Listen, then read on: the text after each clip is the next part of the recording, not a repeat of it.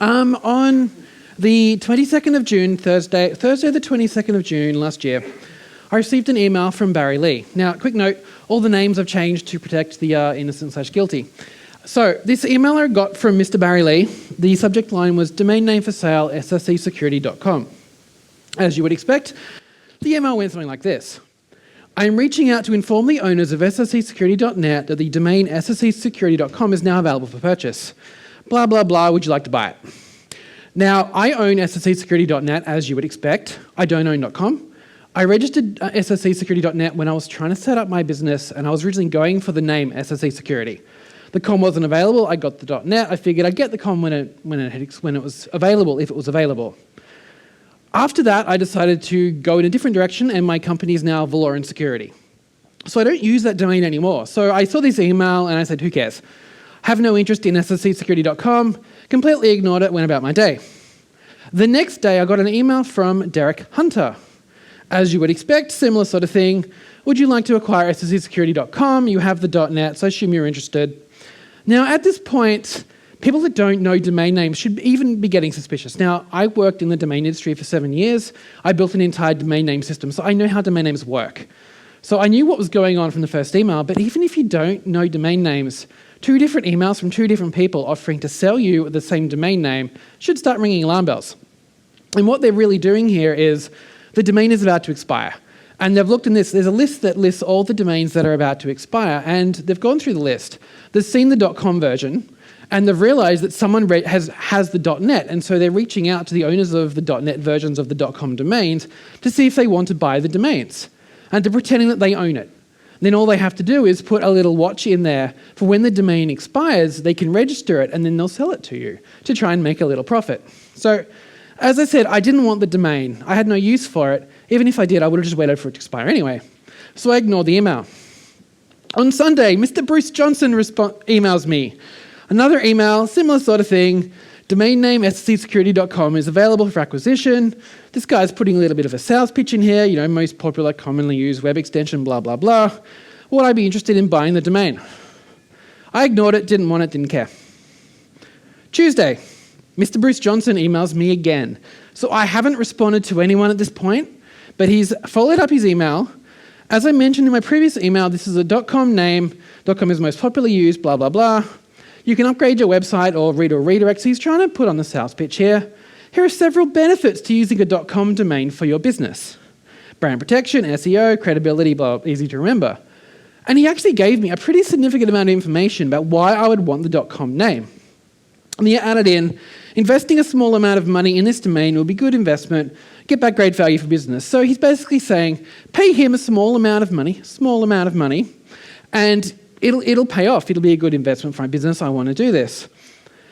Finishes up with, if you're interested, we can handle it through, and he does a bunch of name dropping.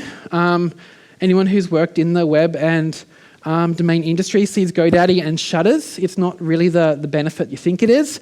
But anyway, you know, maybe for some people. So he's trying really hard to social engineer me into thinking this is legitimate. He's dropping, you know, name dropping all these companies that do these sorts of things. Please contact me if you're interested. Best regards, Bruce Johnson. So after this email, I figured this guy's put a little bit of effort in. Why not have some fun?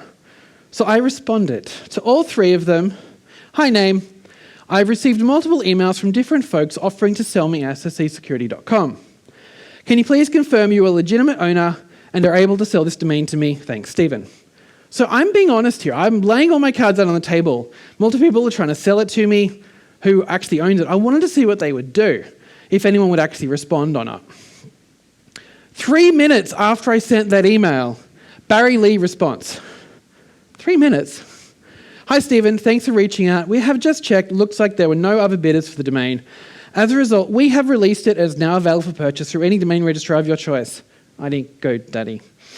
Hope this information is helpful. Any further questions or concerns, let us know. Barry Lee. So basically he's saying the domain's expired. You can register it yourself. We're out. We're not going to play this game. I love the fact that he's got that we have released, which is complete rubbish. The domain expired. He had no part in it whatsoever. He didn't release the domain. It was going to expire. But he's trying to build the legitimacy to claim that he did have it to fulfill my question. So that was, 3 minutes after my email. 16 minutes after my email, Bruce gets into the game. He goes, "Hi, Stephen. Thank you for your response and interest to acquire the domain name. This is a screenshot of my registrar dashboard showing my ownership of the domain. Best regards, Bruce Johnson." And he sent this screenshot showing sscsecurity.com in the account in his domain registrar. So I saw this and immediately got suspicious because the previous email was the guy telling me that the domain had expired. I checked the whois. sscsecurity.com whois creation date. Take note of this date here, the 27th of the 6th, 2023, 0035, which is in UTC time. Now, if we go back to the email from Bruce Johnson, 27th of June, 10:45 Brisbane time, which is plus 10 UTC. So this equates to 0034, 0044, 45, whatever it is. So 10 minutes before his email, the domain was registered. So what are the chances that this guy registered the domain name, realizing it had expired, to then send me proof that he owned it all along? So I emailed him. "Let me guess, the domain just expired and you registered it for your proof. Laughy face." And I sent that too. Now, I didn't expect a response at this point. I just was going to send him a funny response and, go about my day. No, he responds, "Yes, it is." So he's confirming that's exactly what he did. I called him out. He just registered the domain. And then he responds. And then, the next day, I thought I put this in front of the Okay, the next day he emails me again. So I didn't respond to this.